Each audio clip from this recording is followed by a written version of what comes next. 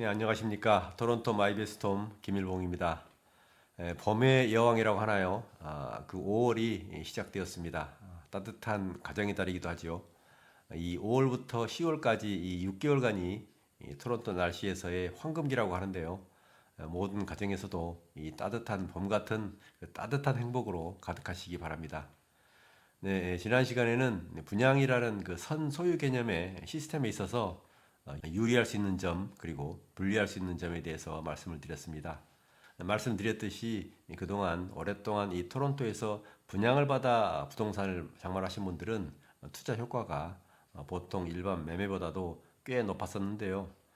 그런데 요즘에는 이자율이 급격히 올라가 있는 상황으로 전반적으로 매매든 분양이든 그동안 경험하기 어려웠던 어려운 시기가 계속되고 있습니다.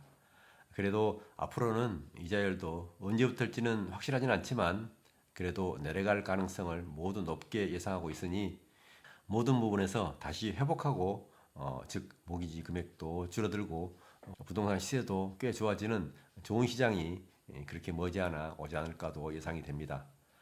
그래서 지금 부동산 시장이 가장 저점 또는 그에 근접한 시기라고 판단이 된다면 분양가도 평균적으로 많이 내려가 있기 때문에 분양가가 주변 시세와 많이 차이가 나지 않는 가성비 높은 좋은 콘도라면 지금부터 또는 앞으로 분양도 적극 고려해 보셔도 좋을 것입니다. 그래서 오늘은 어떤 분이 이 분양이라는 시스템을 활용하시는 것이 유리할 수 있는지에 대해서 말씀드려 볼까 합니다. 각 가정마다 나름대로 처한 상황들이 다양하겠습니다만 그 중에서 가장 많은 경우의 수를 모아서 요약을 해서 말씀드리고 마지막에 분양에 대한 저의 의견도 드려보겠습니다. 첫째, 기존 콘도를 구입하고자 하지만 다운페이 금액이 많이 부족하신 분입니다. 사고자 하는 콘도의 금액에서 본인이 받을 수 있는 모기지 금액을 뺀 금액을 다운페이 하셔야 할 텐데요. 그 다운페이가 조금 부족한 경우에는 어떻게든 방법을 만들어 볼 수도 있겠지만 많이 부족할 경우에는 구입이 오랫동안 늦어질 수 있을 것입니다. 이럴 경우에는 그 준비 기간이 길어질 수 있기 때문에 그 기간에 부동산 가격이 많이 올라 버린다면 그만큼 오른 만큼 크게 손해를 볼 수가 있습니다. 따라서 시간을 놓치지 않고 미리 분양을 받아 놓는다면 그 기간 동안에 오른 부분을 본인도 같이 이익으로 가져갈 수 있습니다. 매우 중요한 내용입니다만 많은 가정에서 차일피일 미루는 경우가 많은데요. 분양의 장점 중에서 가장 큰 부분이기 때문에 이 장점을 놓친다면 손해도 가장 크게 될 수도 있습니다. 둘째, 다운페이는 어느 정도 마련이 되는데 나머지 잔금에 대한 모기지를 받기가 매우 어려우신 분입니다.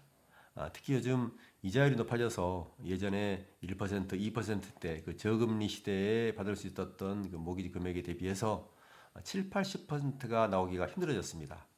예전에 이자율이 낮을 때는 연봉의 5배, 6배까지도 나왔는데요. 요즘은 4배 나오기가 힘들어져서 부동산 가격이 내려갔다가 해도 여전히 모기지가 제대로 나오지 않아서 구입이 어려운 거죠. 이런 경우도 역시 모기지 이자율이 내려갈 때까지 기다리다가는 부동산 가격이 더 올라버려서 더 손해가 될 수 있습니다. 이 역시 이 가격 오르는 부분의 이익을 본인도 같이 가져가기 위해서는 적은 예산으로 계약이 가능한 분양을 받아놓는 것이 크게 유리할 수 있습니다. 세 번째, 멀리서 이 토론토로 이주해 오시는 가정입니다.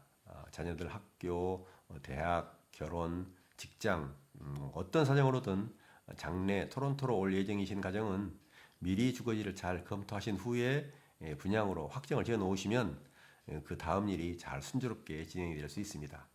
그 분양 계약 자체가 본인의 앞으로의 모든 다른 계획에 있어서의 든든한 마음을 준다고 할까요? 그런 것들을 더욱더 활력 있게 추진할 수 있게 해주는 효과도 있을 것입니다. 다른 많은 일이 잘 돼갈 수 있는 추진력이 될 수도 있다는 것입니다. 네 번째, 다운사이징 하시는 가정입니다.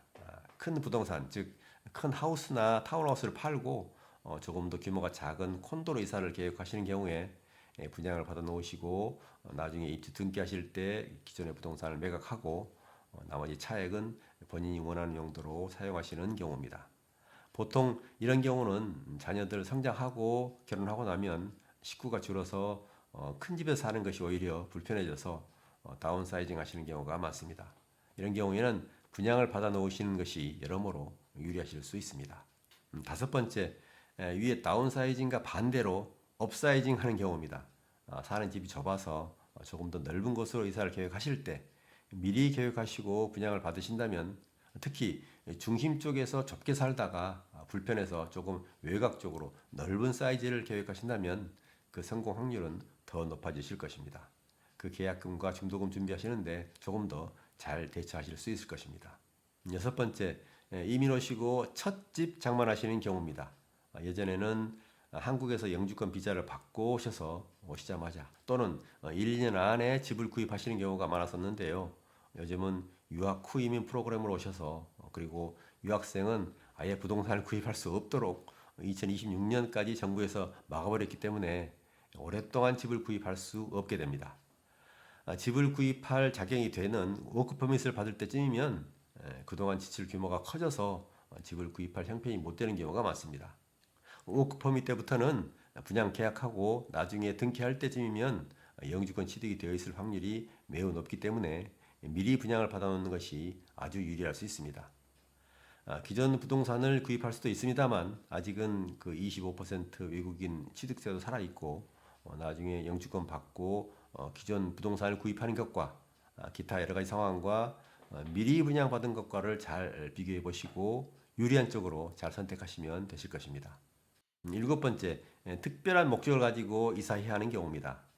꼭 어느 지역, 어느 장소 주변에 거주해야 하는 경우, 예를 들면 자녀의 원하는 중고등학교나 대학이나 직장이나 또는 연로하신 부모님 가까이나 병원 가까이나 기타 어떤 목적이든 특별한 경우가 있을 수 있는데요. 이런 경우에 그런 지역, 그런 장소에 미리 계획을 세우고 준비하시면 그 계획에 따라 이어질 다른 계획들도 잘 진행이 될 수 있을 것입니다. 마지막으로 여덟 번째, 이 여덟 번째는 어떤 특별한 상황의 분들이라기보다는 우리 이민자들 모두에게 해당될 수 있을 텐데요. 부동산 자산 형성에 긍정적인 분들이십니다. 잘 아시다시피 우리가 보통 자산이라고 하면 두 가지로 생각해 보는데요.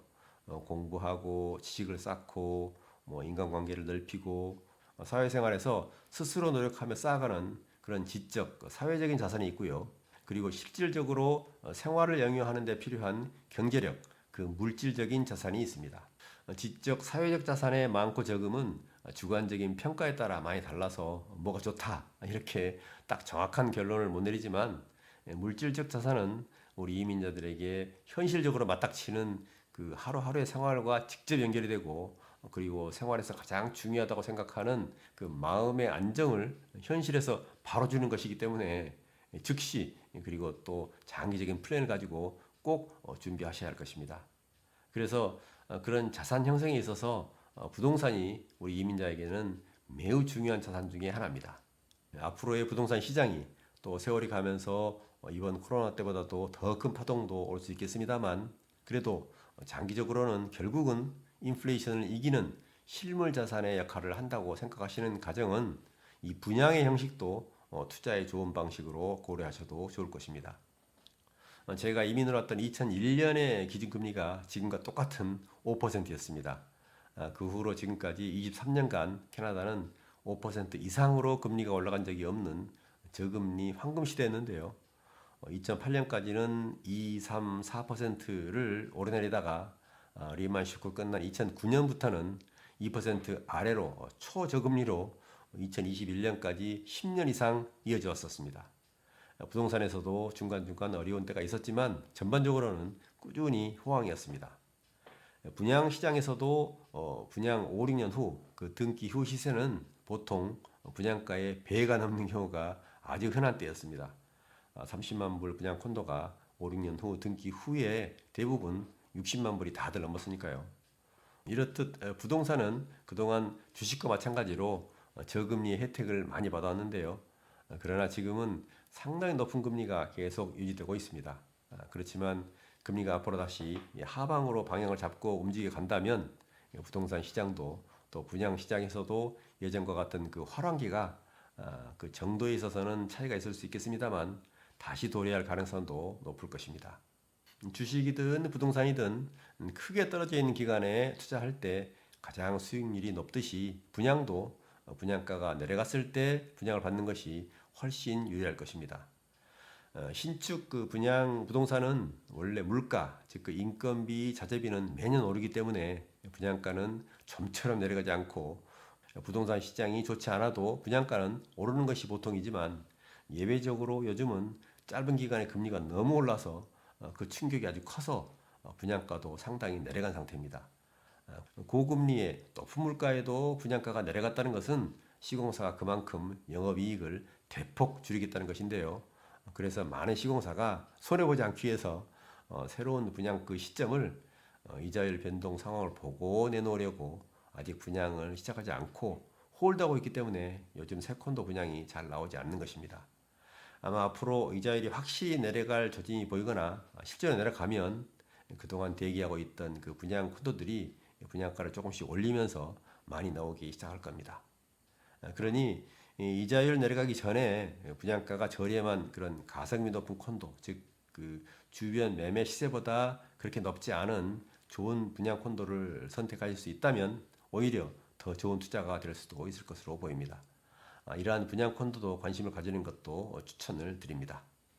네, 오늘은 어떤 상황의 가정들이 그래도 분양이 좋은 선택이 될 수 있을지에 대해서 8가지로 정리해서 말씀드렸습니다. 전 시간에도 말씀드렸듯이 분양의 장단점 중에서 그래도 가장 유리할 수 있다고 생각되는 점은 초기 투자 금액이 적다는 것이죠. 그래서 접근하기가 쉽고요. 일단 계약을 하면 앞으로 어떻게든 중도금 마련하는 일을 가정에서 가장 중요한 1순위로 여기고 준비해 나갈 것이니 힘들어도 결국엔 시간 지나고 나면 부동산을 소유하게 된다는 것이지요. 특히 젊은 층에 있어서 여유는 없지만 부동산을 갖고자 하는 마음이 강할 때 어떤 도전의식이랄까요? 그런 좋은 마음으로 분양 계약을 한다면 그 분양 계약 행위 자체가 나도 부동산을 소유했다 하는 그런 동기부여가 돼서 더 열심히 자신의 일을 하게 될 수도 있고요. 자신의 다른 실생활에서도 더 의욕을 가지고 해나갈 수도 있게 될 겁니다. 그러다 보면 스스로가 더 발전하게 되고 결국 여러 가지 일에도 큰 성취의 경험도 갖게 하는 그런 계기도 될 수 있을 것입니다.